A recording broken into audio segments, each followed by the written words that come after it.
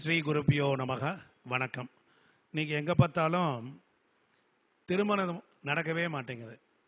30 வயசு, 32, 36, 40 என்று திருமணம் தள்ளிக்கிட்டே போகுது. நிறைய ஜோதிடர்கள்ட்ட ஜாதகம் வர்றதெல்லாம் இந்த திருமண தடை, எனக்கு எப்போ திருமணம் நடக்கும் நீங்கள் சொல்ல முடியுமா அப்படின்னு கேட்குறாங்க. இப்போ ஜோதிடர்கள் ஆரம்ப காலத்தில் ஒரு விதியை வச்சுருப்பாங்க. ஒரு பெண்ணுக்கு கல்யாணம் ஆகணும் அப்படின்னா 2-7-11 பார்க்கணும், பெண்ணுக்கு செவ்வாயை பார்க்கணும் அப்படின்னு சொன்னாங்க. Right, okay. அதற்கப்புறம் ஒருத்தர் சொன்னார் 3ஆம் இடத்தை பார்க்கணும், 7ஆம் இடத்தை பார்க்கணும், 11ஆம் இடத்தை பார்க்கணுன்னாரு. அதுவும் நல்லத்தான் இருக்குது, காமத்திரிகோண வீடு, உண்மை அதுதான். சரி, அதற்கப்புறம் மேலே ஒருத்தர் என்ன சொல்கிறாரு, 2ஆம் இடத்தை பார்க்கணும், 4ஆம் இடத்தை பார்க்கணும், 7ஆம் இடத்தை பார்க்கணும், 10ஆம் இடத்தை பார்க்கணும் ஒருத்தர் சொல்கிறாரு. அதுவும் லாஜிக்கெல்லாம் எடுத்து பார்த்தா ரொம்ப கரெக்டாக இருக்கு. சரி, ஓகே. இன்னொருத்தர் சொல்கிறாரு 9 குடையவன் திசையில் 5 குடையவனுடைய புத்தியில் லக்னம் என்கிற அந்தர தொடர்பு வந்தால் அவருக்கு எப்போ வருதுன்னு கணக்கு போட்டா அதுதான் திருமணம் நடக்கிற காலம்னு சொல்றார்.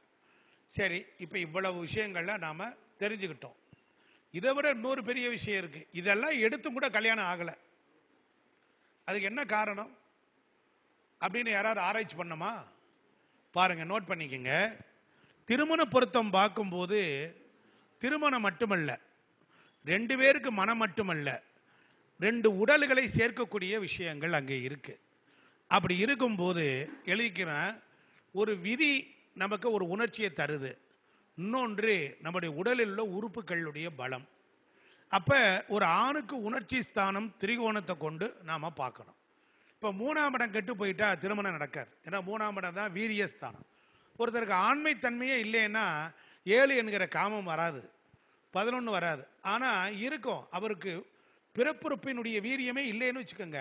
அவரை அவங்க பேரண்ட்ஸாக சொல்ல முடியுமா, எனக்கு கல்யாணம் வேண்டாங்க அப்படிம்பார். நல்லா கவனிக்கணும். இப்போ 3 கெட்டாள், புத்திர பாக்கியத்துக்கும் 3ஆம் இடத்தை தான் பார்க்கணும். 3ஆம் இடம் வீரியமாக இருந்தால் தான் 5 என்கிற புத்திரனை கொடுக்க முடியும்.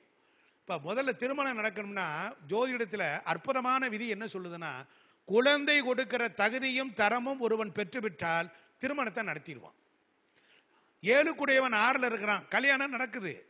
7ஆம் இடத்துல 5ல் கேது இருந்து 7ஆம் இடத்தை பார்க்குறான், கல்யாணம் நடக்குது. ஆனால் ஒரு ராகு திசையில் சுய புத்தியில் கல்யாணம் நடக்குது, 11ல் ராகு.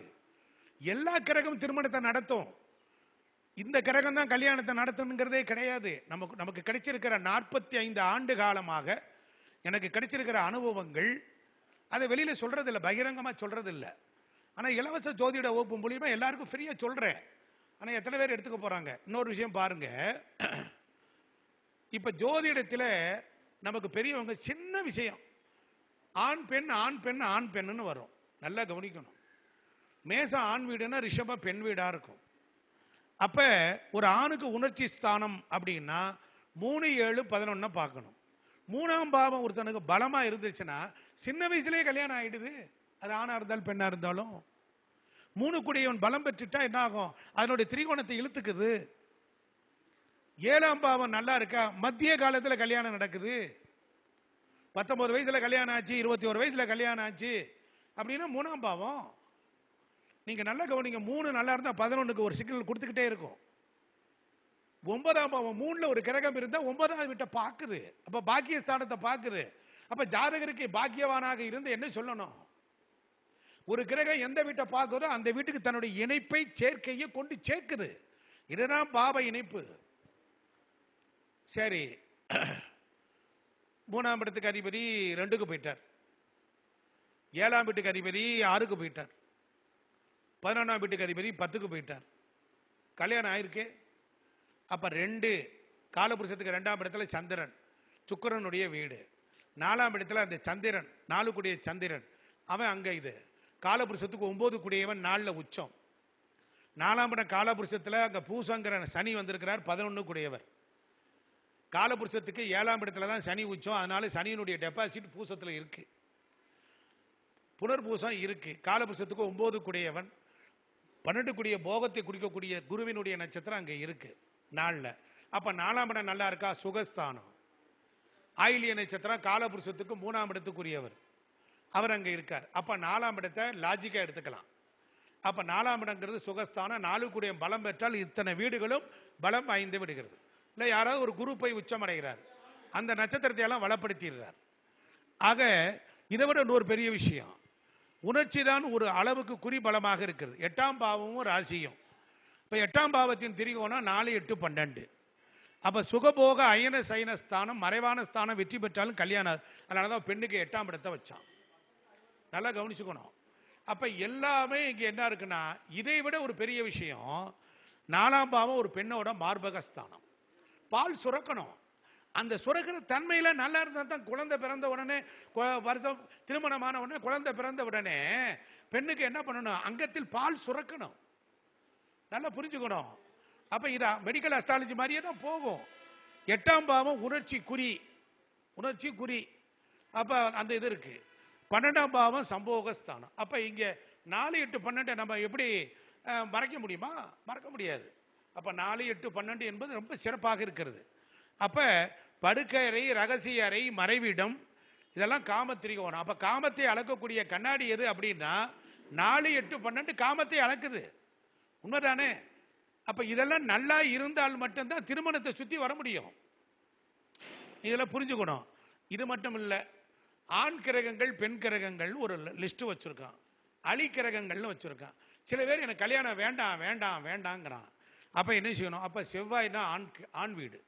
அப்ப சுக்கிரன் அங்கே ராகு என்பது பெண்ணோட வீடு. அப்ப சுக்கிரனும் ராகும் பெண்மை தன்மையை தான் கொடுப்பார்கள். அதே இது மிதுனத்தில் எடுத்துக்கிட்டா அது ஆண் வீடும் அழி வீடாகவும் இருக்கிறது. அது ஆண் வீடு தான், ஆனால் அழித்தன்மை. அங்க புதன் என்பது அழிக்குரிய கிரகம். அப்ப சந்திரன் எடுத்துக்கிட்டால் கடகம் பெண்ணோட வீடு. அதே போல சிம்மம் என்பது சூரியன் ஆணோட வீடு. அதே போல கன்னி என்பது பெண்ணோட வீடு. அங்க புதன் இருப்பதனால அது அழித்தன்மையை பெறுகிறது. அதே போல தனுசு ராசி என்பது குரு ஆணினுடைய வீடு.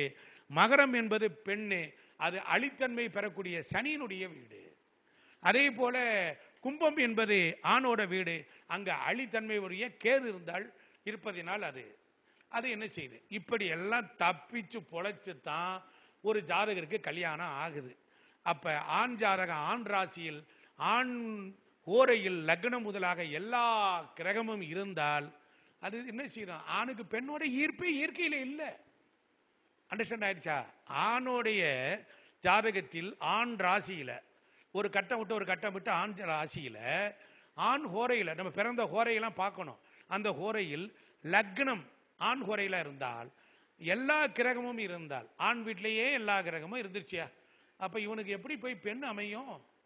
அப்ப பெட் ஷேர் பண்ணிக்கிறதுக்கும் பெண் உறவு சந்ததியை விருத்தி செய்வதற்கும் கர்மாவை கழிக்கிறதுக்கும் புத்திரன் தேவை இல்லையா?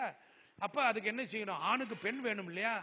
இப்படிப்பட்ட நிலையில இப்ப பாருங்க, இப்படி ஒரு 12 கட்டத்தில் ஆண் வீட்டில் ஒரு ஆணுக்கு எல்லா கிரகமும் உட்கார்ந்துருச்சுன்னு வச்சுக்கோங்க. அவனுக்கு என்ன பலன் சார் சொல்ல முடியுமா? தாராளமா சொல்றேன். அப்ப பாருங்க, மேசம், மிதுனம், சிம்மம், துலாம், தனுசு, கும்பம் ஆண் ராசிகள். அதுல முதல் 15 பாகை ஆண் ஹோரையாகும். நல்லா புரிஞ்சுக்கணும். அதுல இருந்தால் ஆண் கிரகம், அப்ப அவனுக்கு ஆண் தன்மை அதிகமா இருக்கும். அவனுக்கு தான் ஆண் என்ற கர்வம் அதிகமாக இருக்கும். அப்புறம் எனவே பெண்களை மதிக்க மாட்டான். சில பேர் பெண்களை மதிக்க மாட்டேங்கிறான் பாருங்க, அவனுக்கெல்லாம் அந்த தன்மை இருக்கும். பெண்களோடு சகஜமா பழக மாட்டாங்க. அதுக்கப்புறம் பெண்களை சரியா புரிந்து கொள்ளவும் மாட்டாங்க. அப்புறம் திருமண பந்தத்தில் அவ்வளவு தூரம் அவங்களுக்கு ஆர்வம் இருக்கிறது இல்லை. அதே போல ஆண்மையை அவர்கள் தற்காத்து கொண்டே இருப்பார்கள். குடும்ப வாழ்க்கையில நம்பிக்கை, ஒரு சில பேர் பாருங்க, அந்த குடும்ப வாழ்க்கையில நம்பிக்கை, பெண்மையில நம்பிக்கையே வராது. அதே போல சிலருக்கு திருமணம் நடப்பது இல்லை, சிலருக்கு திருமணம் நடப்பதில்லை, சிலருக்கு சன்னியாசி போல் தான் வாழ்க்கை. அப்ப சில பேருக்கு தாம்பத்தியம் குறைஞ்சிருக்கு. எனக்கு அப்படித்தான் இருக்கு, கல்யாணம் ஆயிடுச்சு அப்படின்னா கோச்சாரத்திலும் தசாபுத்திக்குரிய கிரகங்கள் பெண் வீட்டோடு தொடர்பு வரும்போது கிளிக் அடிச்சிருது, ஆயிருது, கல்யாணம் ஆயிருது. அதுக்கப்புறம் பாருங்க, ஆண் குழந்தைகள் அவர்களுக்கு அதிகமா பிறக்குது. புரிஞ்சிருச்சா? பெண் வீட்டில் அதிகமா இருந்தா பெண் குழந்தைகள் அதிகமா பிறக்குது, அவ்வளவுதான். சொல்லிடலாம்ல. 5 முதல் குழந்தை, 7 2வது குழந்தை, 9 3வது குழந்தை, அப்படியே 3 கட்டமா தள்ளுங்க. அது ஆண் பெண் வீடான்னு பாருங்க. பெண்ணா வந்துச்சுன்னா ஐயா உனக்கு பெண் தாயா பிறக்க போகுது. தசா புத்தி தான். இப்ப ஒரு தசை நடக்குது, தசைக்கு 5 கூடியவன், தசைக்கு 7 கூடியவன், தசைக்கு 9 கூடியவன், அவன் சப்போர்ட் பண்ணான் தான். அது லக்னத்துக்கு 6 8 12 மறையாம இருக்கணும். அப்பதான் அந்த திசையில குழந்தை பிறக்கும்.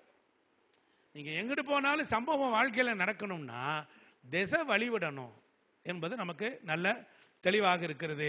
அதே போல ஆண் ஜாதகத்தில் பெண் ராசியில் பெண் கோரையில் எல்லா கிரகமும் இருந்தால் அவனுக்கு ஆண்மை குறைவாக இருக்கும். அவனுக்கு ஆண்மை குறைவாக இருக்கிறது. பெண்மையின் குணம் தான் அதிகமாக இருக்கும். பெண்மை மாதிரியே நடந்துக்கிறான், பேசுகிறான், நடவோட பாவனை பார்த்தா இது மாதிரி இருக்கான் சொல்கிறோம் இல்லையா? அப்போ பெண் குழந்தைகள் அவங்களுக்கு அதிகமாக இருக்கும். ஆண்களிடத்தில் பழகுவது போல் பெண்களிடத்தில் சகஜமாக பழகுவாங்க. அப்படிலாம் நிறைய பேர் இருக்காங்க. எப்போ பார்த்தாலும் பெண் கூட்டத்திலே போய் உட்காந்துருப்பான். பார்த்துருக்கீங்களா? இதெல்லாம் நம்ம ஜோதிடத்தில் ஆராய்ச்சி பண்ணணும். இந்த ஆராய்ச்சி இப்போ நம்ம பண்ணியிருக்கிறோம், பல பேர்கிட்ட படிச்சிருப்போம், கேட்டிருப்போம். அதை நம்ம அடுத்த நிலை ஜோதிடர்களுக்கு அதை கொண்டு சேர்க்கணும். அதுக்கு கருத்தரங்கம் நமக்கு உதவிகரமாக இருக்குது. அப்போ பெண் ராசியில் அதிக கிரகம் இருந்தால் பெண் குணம் விருத்தியாகும், பெண்களை நன்றாக புரிந்து கொள்வார்கள், பெண் சாயல் இவர்களிடத்தில் இருக்கும், ஆண் குழந்தையும் இவர்களுக்கு பிறகும்.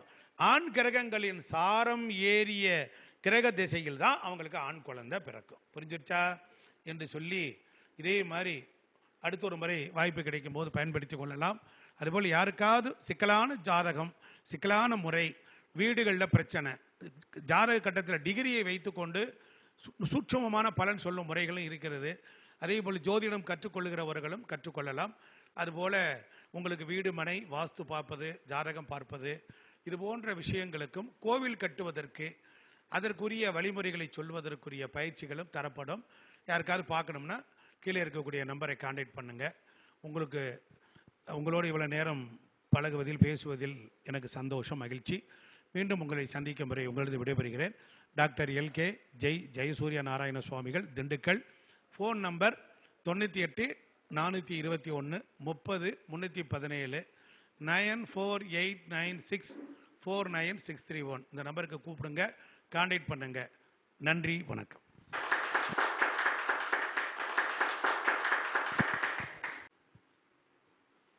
அகத்தியர் ஜோதிட வித்யாலயா அறக்கட்டளை நடத்தும் 24வது கருத்தரங்கத்திற்கு வருகை புரிந்து தலைமை ஏற்று சிறப்பான முறையில், அதாவது ஜோதிட கருத்துக்களை அழகான முறையில், கேந்திரங்களை பற்றியும்